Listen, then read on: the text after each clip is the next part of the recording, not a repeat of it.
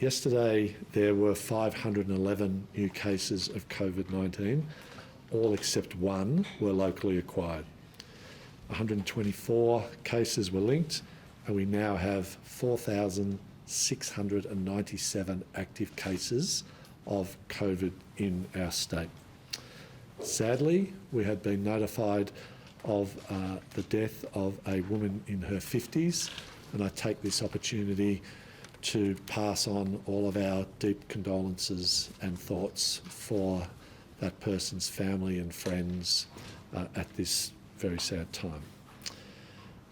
We have 208 people currently in hospital with COVID-19, 49 are in intensive care, and some 32 are on a ventilator. Of the cases, cases in hospital yesterday, some 87% were not vaccinated, 12% were partially vaccinated, and 2 were fully vaccinated. In regards to tests, very solid day yesterday. Some 55,476 tests were processed. I can say that 2,079 of those were in Ballarat. A week ago, on the same day, just some 300 tests were processed in Ballarat. So the people of Ballarat have come out in great numbers to get tested.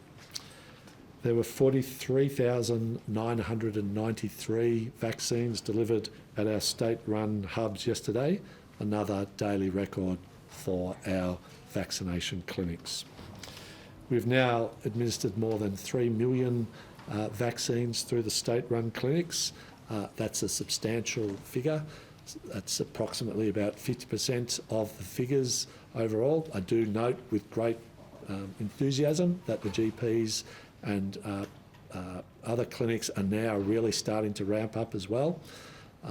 You'll recall that the states were originally signed up to the Commonwealth's plan to deliver around a quarter of the vaccines. If we can do more, we're only too pleased to do so, because vaccines is the way through this pandemic. That record figure for yesterday has pushed us over the 70% figure for first vaccines, for first doses, allowing us now to take those few cautious, modest steps to easing restrictions that will kick in at midnight tonight. Pleasingly, another very solid day of people making bookings through the state-run clinics. Some 80,500 people made bookings for vaccines yesterday. And we have right now some 7,700 AstraZeneca and some 5,600 Pfizer appointments available in the system.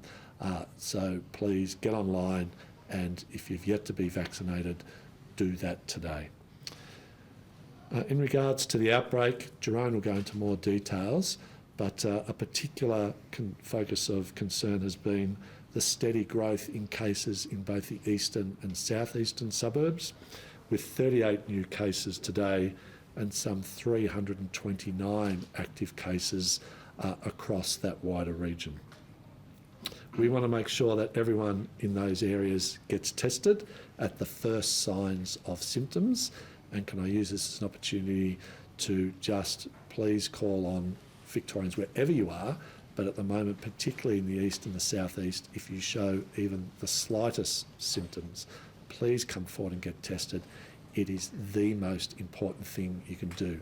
Don't wait, don't hesitate, come forward and get tested. We'll get you the result very quickly.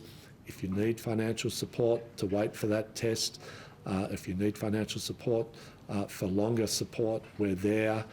Please come forward and get tested. It is critical. But we also want to make sure that we stay ahead of the outbreak through vaccinations. That's why we're targeting the 100 Postcodes of Concern program for additional vaccine opportunities and pop-ups, and particularly in the east and the southeast.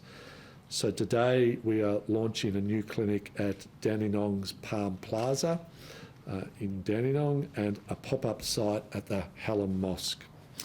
We're also opening a new site at Eastland Shopping Centre, which will start off at 300 doses a day and then very quickly graduate to 1,200 a day in a couple of days' time.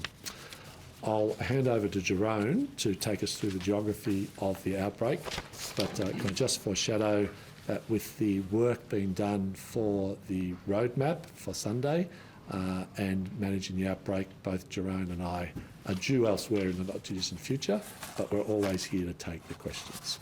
So, Jerome.